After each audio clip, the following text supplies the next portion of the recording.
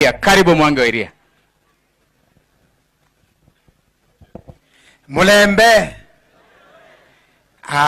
Mimi nafikisha hapo. Hiyo nyingine sema Muriega. Na unaona Mulembe na Muriega ni kama zinaandamana. Kwanza mimi nimekuja hapa kwa mwaliko wa Eugene Wamalwa na pia kwa mwaliko wa Kalonzo Musyoka ambaye ametumwa na baba ili kushuhudia hafla hii ya leo ya mfalme. Kwanza nilete risala jema kwa mfalme wa Nabongo wa Mumia. Sisi Wawanga, sisi kutoka Mount Kenya na watu wa Mlembe, sisi ni watu wa ukoo mmoja. Ukisoma historia yetu na usome historia yenu, kuna mahali tulitoka pamoja. Sisi ni Wabantus. Na safari yetu Kenya ilikuwa safari moja. Wengine wetu tukabaki kule kwa mlima, wengine wakaja upande huu, na wengine wakaenda Uganda na Afrika, na hata wengine wako ulimwenguni kote. Kwa hivyo nyinyi wana Mlembe ni kielelezo chema cha vile ambavyo mambo ya utamaduni inastahili kuhifadhiwa. You are the only community whose kingdom is intact.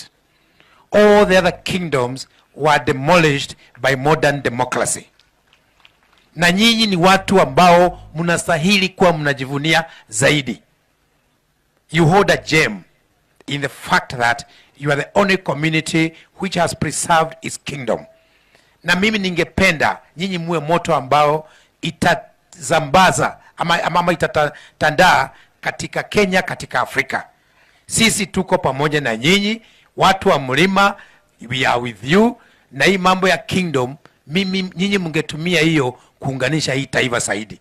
Kwa sababu sisi huko, we have clans, yes, we have wazee, yes, lakini you have the epitome, the kingdom. Tafadhali king, kuwa unaita hata wazee wale wengine.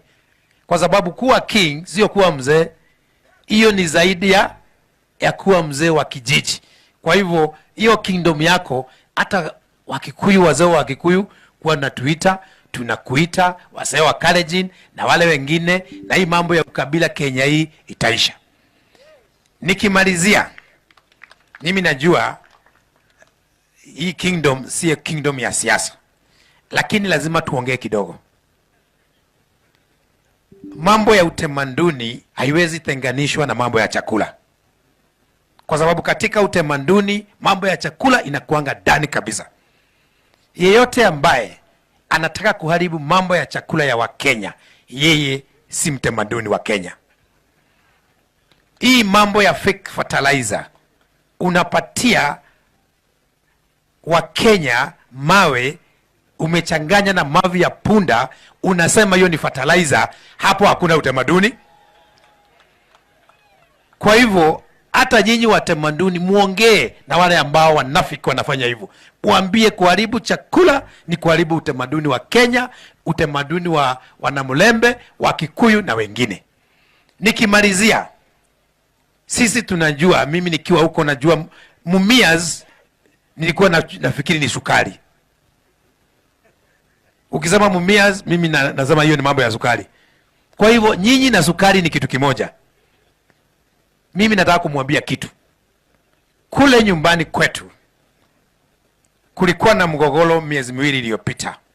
Watu wakija kuweka kodi kwa wakulima wa avocado. Mkulima amelima avocado yake, serikali haikuweko. Wakati wa kuchuna, mtu anakaa nje ya gate na kamachini, ati anataka kujua ni ngapi ya hesabu akuwekee kodi. Sisi tuliwaambia waende kwao. Nimesikia wakitoka wameenda kwenye kichaka ya sukari. Muambie hata nyinyi, hii mambo ya kilimo ni mambo ya kiutamaduni. Kutoka shamba la Eden hakukuwa na taksi hata huko. Usiwe shamba, unajua shamba Eden kule kwa Biblia huyo mwana kodi wakati huo Zakayo hakuwa anaenda, kwa hiyo kwa sababu hapo ndipo wananchi hupata chakula ya kujilisha. Kwa hivyo wenye kodi waambiwe watoke kwa mashamba yetu, iwe ni ya kahawa, iwe ni ya majani chai, iwe ni ya sukari, iwe ni samaki, waende kwingine wakatafute pesa.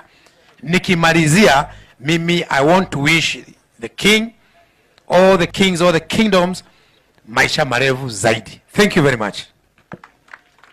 Haya, nita break protocol kidogo kwa sababu na represent governor hapa, na mimi pia ni deputy party leader wa DAP. Lakini leo wacha nifanye kazi ya serikali. Sasa nita invite party leader wangu Mheshimiwa Eugene Wamalwa. Ni Peter Roshilo tena na wana Kakamega Kings.